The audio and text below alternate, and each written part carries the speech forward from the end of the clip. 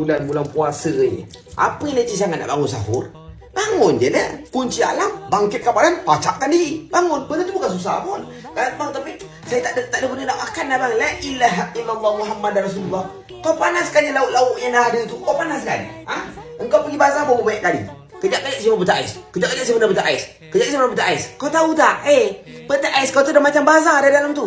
Bukakan, keluarkan, panaskan, makankan, kau faham? Makan waktu sahur. Itu cara dia.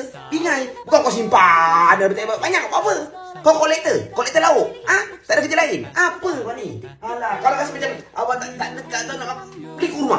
Kan nak sahur makan kurma, minum air sikit, teguk-teguk, bawa alas, put. Kau ni jangan beralasan. Jangan berasa malas. Jangan lihat ke mana, lihat. Kalau aku tegak tulang belakang kau kejap pegang. Jangan main dengan aku, jadi jangan malas. Bangun, pergi sahur, bingai. Benda simple, besar pemalas kau. Kalau kau lampang nak ikan, pacak mata orang.